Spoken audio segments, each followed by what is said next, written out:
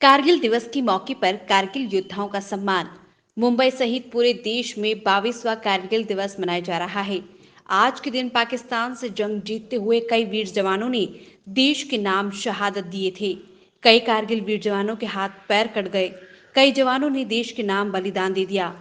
इसी बलिदान को याद करते हुए 26 जुलाई को बोरीवली पश्चिम समाज पोलक, प्रशांत पुजारी व ओम प्रकाश प्रतिष्ठान व जन जागृति प्रतिष्ठान के नेतृत्व दिवस का भव्य महोत्सव मनाया गया। इस मौके पर कारगिल युद्ध में भाग लेने वाले देश के 4 वीर सैनिक का सम्मान किया गया।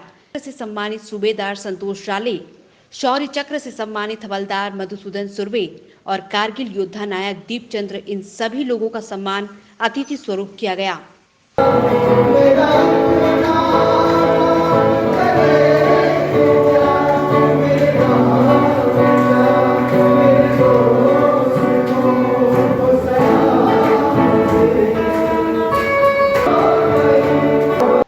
आपको बताते चले कि ये वही दीपचंद है जिन्होंने कारगिल युद्ध में अपने 6 फीट की शरीर को आधा होने के बाद भी पाकिस्तानियों के दांत खट्टे कर दिए। दीपचंद के हौसले इतने बुलंद थे कि उनके हाथ पैर कटने के बाद भी दुश्मनों के साथ लड़ते रहे और आखिरकार भारत की विजय पताका लहराई। मुंबई से हिंदी 24 न्यूज के लिए रोहित जायसवाल की रिपोर्ट। लड़ाई किस चीज़ की होती है? लड़ाई होती है स्वाभिमान की। अगर आप देखा जाए, दो साइडें हैं, उस साइड का भी सैनिक शहीद होता है, इस साइड का भी सैनिक शहीद होता है। अगर आप 2 मिनट को एक नरसंहार कितना हो रहा है, क्योंकि युद्ध से हमेशा शांति नहीं होती है। और आज हमारा भारतवर्ष, हम पहले किसी से ना तो पहले वार करते हैं और ना ही हम किसी को अपना दुश्मन मानते हैं, मगर आज भी हमारी चारों सीमाएं दुश्मनों से घिरी हुई है। ये हम भली भांति जानते हैं, इसलिए हमारी जो सेना है वो डटी रहती है। हम सैनिक हैं, हम हमेशा पहले अतिथि देवो भव, जो भारतीय हम भी इसी के नागरिक हैं, तो पहले हम लोग अतिथि देवो भव वाली बात करते हैं, मगर वो नहीं मानता, तब हम फिर वो बोलते हैं ना कि जूत से फिर गोली से फिर हम लोग उसका जवाब देते हैं।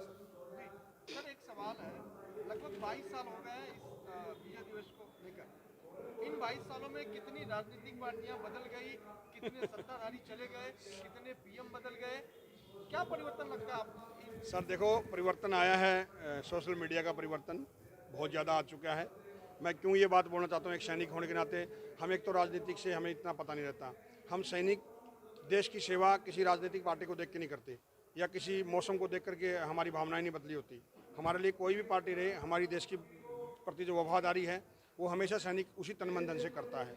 और दूसरी बात ये थी कि आज कोई भी पार्टी आ जाए, वो क्या बोलती है 2030 में ये होगा, 40 में होगा, कभी कोई देश के बारे में बोलता है? आप मेरे को बताइए, किसी ने भी अगर ये बोला हो मेरा देश या मेरी पार्टी ये हो जाएगी, मेरा समाज ये हो जाएगा, अखड़े पिछड़े, यार कितना भी चीज़ें बांट दिया, हम कब अपने आप को बोलेंगे कि हम भारतीय हैं? जैसे हम अपने आप को सैनिक बोलते हैं, सर मैं सैनिक हूँ, सर मैं फौजी हूँ, सर बोलते हैं कि नहीं बोलते हैं? कोई फौजी बोलता है सर मैं मराठी हूँ, मैं बंगाली हूँ? सभी आदमी, किसी आप सैनिक से पूछेंगे क्या बोलेगा वो कि मैं फौजी हूँ। तो आप लोग भी क्यों नहीं ये चीज़ें अपना सकते कि हम लोग एक सेना की माफ़ी की, अगर हम लोग बाहर की बातें करते हैं कि हमारा बाहर की सेना की तरह ये हो, हमारी देखो सेना बिल्कुल अव्वल दर्जे की है। मैं हमेशा बोलता रहता हूँ कि सेना एक, अभी जो मैंने थोड़ी देर पहले ही बोला था कि सेना हमारा वो जड़ है, वो पेड़ की जड़ है जिसको हमने लगातार पानी देते रहना है। ज़्यादा से ज़्यादा जो युवा हैं वो सेना में आइए, अगर देश की जड़ों को मजबूत करना है तो। नहीं तो ऐसा ना हो कि कभी न कभी ये जड़ सूख जाए और पत्ते हरे ना हो और हमें फिर बिना ऑक्सीजन के चले जाए और दोबारा से ये देश फिर गुलामी की जंजीरों में जकड़ा जाए। क्योंकि आज हर आदमी सोचता, मैं भी सोचता हूँ मैं एक सैनिक हूँ और मैं मेरे बच्चों को सेना में भेजूँ, तो मैं आपके माध्यम से पूरे ये इच्छा तो बहुत दिनों से था कि ऐसा कुछ कार्यक्रम करना चाहिए। ये हर चीज़ का एक निमित्त होता है। इस बार जयराव जी मिले, उन्होंने बोला कि अपने को कारगिल योद्धाओं का सम्मान करना है। दीपचंद जी से संबंध था, मधुसूदन जी से समझा था, ज्ञानेंद्र सिंह के बारे में उन्होंने बताया किस तरह से पाकिस्तानी कर्नल का गला निकाल उसमें झंडे गाड़े उन्होंने। ये हमारे लिए बहुत बड़ा गौरव की बात थी एक हिंदुस्तानी को। उसके लिए हमको लगा इनका बड़ा सम्मान होना चाहिए। कोरोना काल में हम बड़ा नहीं कर पाए, इससे भी बड़ा करते, लेकिन लिमिटेशन था कि 50 आदमी बुलाना है। उसके बाद आप देखते हो कितने लोग आगे मना करने के बाद भी, तो हमारा मन का इच्छा पूरा हुआ। ये पहली बार शुरुआत की हमने हमारे दिल में कि एक जो योद्धा है उनको कोई ना कोई तरीके से मदद करना। तो इस बार हमने आर्थिक मदद भी की है, कुछ लोगों को प्रॉब्लम उनको भी तक मदद पहुँचाए। इस तरीके से आगे हम करते रहेंगे। आप सबसे आम बात कि पॉलिटिक्स से दूर रखना चाह रहे थे।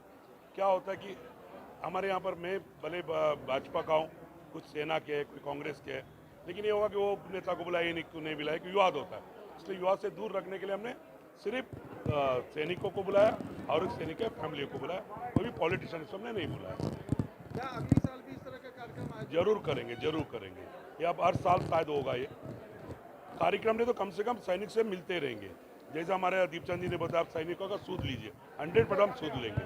इसके पीछे क्या मंशा है, कैसे दिमाग में आया, कैसे किया? नहीं पता ना, हमारे एक जयराव जी है, उनको लगा कि बहुत सारे जो मिलिट्री वाले उनको कोई सूद नहीं लेता है, उनको फाइनेंशियली प्रॉब्लम रहता है। रोचक और महत्वपूर्ण खबरों को देखने और जानने के लिए आप हमारे चैनल को सब्सक्राइब जरूर करें और बेल आइकन दबाना बिल्कुल भी ना भूलें, क्योंकि एक सब्सक्राइब और बेल आइकन आपको जोड़ेगा हमसे और हम पहुंचाएंगे आप तक रोचक और महत्वपूर्ण खबरें हिंदी 24 न्यूज चैनल के माध्यम से।